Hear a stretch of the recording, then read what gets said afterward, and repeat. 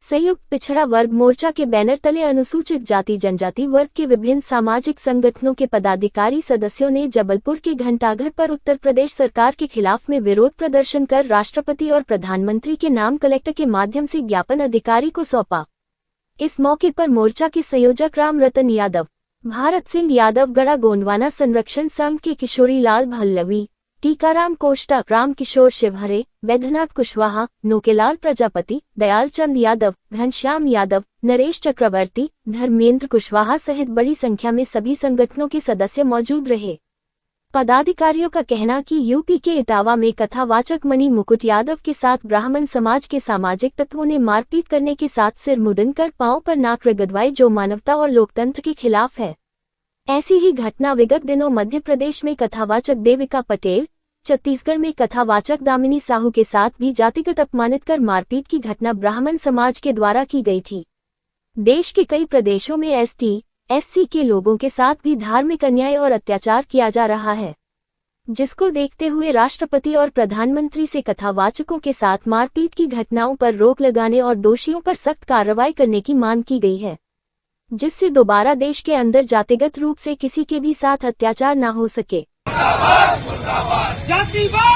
इटावा की घटना को लेके जिस तरीके से यादव समाज जो व्यासपीठ पे बैठे थे, उनको कुछ ब्राह्मण समाज के लोगों ने पेशाब डाल के उनका मुंडन किया, नाक रगड़वाई, महिलाओं का मूत्र छिड़का, वो घोर अपमानजनक। ये संविधान का राज है और संविधान में मानव में कोई भेद नहीं है।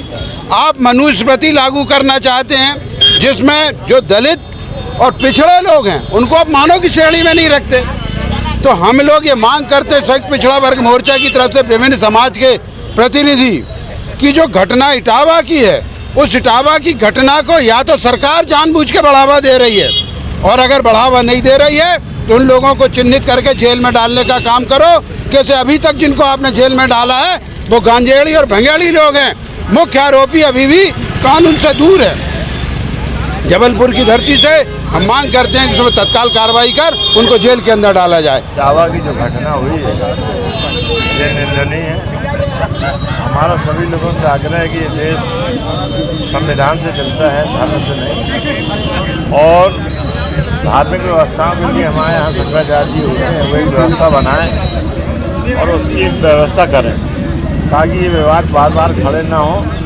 लेकिन जो लोग नियम और कानूनों को अपने हाथ में लेते हैं, यदि किसी की शाखा काटी जा रही है, मतलब हम उसका धर्म परिवर्तन करा रहे हैं, तो कहीं ना कहीं उसकी शाखा को नहीं काटना चाहिए थी। और ये मुंडन सत्कार करना, पेशाब छिड़कना महिलाओं की, इस तरीके की जो अमानवीय कृत्य हमने किया है, इसकी सजा हमको मिलना चाहिए। यही हमारी मांग है। और दोबारा सभी राज्यों की सरकार अपने देश में हमारा ये आग्रह है कि ऐसी व्यवस्था बनाए कि ऐसी घटनाएं ना हो। उत्तर प्रदेश इटावा के अंतर्गत इटावा में कथावाचक के साथ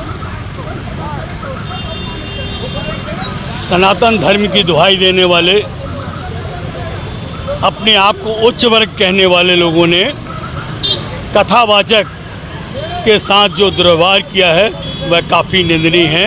इसी प्रकार पूर्व में पनागर के अंदर देविका पटेल कथावाचक के साथ भी अभद्र व्यवहार किया गया था, और छत्तीसगढ़ में भी साहू कथावाचक के साथ यही दुर्व्यवहार किया गया था।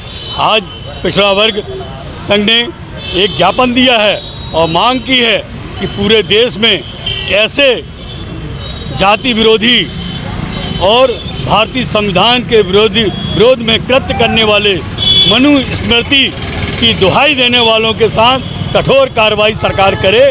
क्योंकि मनुस्मृति में जिस तरह से कि एससी वर्ग का आदमी धार्मिक किताब नहीं सुन सकता, अगर वो सुनता है धार्मिक किताबें सुनता है तो उसके कान में शीशा डाल दिया जाता था, और अगर वह पढ़ता था तो उसकी जिब्बा काट दी जाती थी। आज उसी की याद दिला दी है इटावा की घटना ने।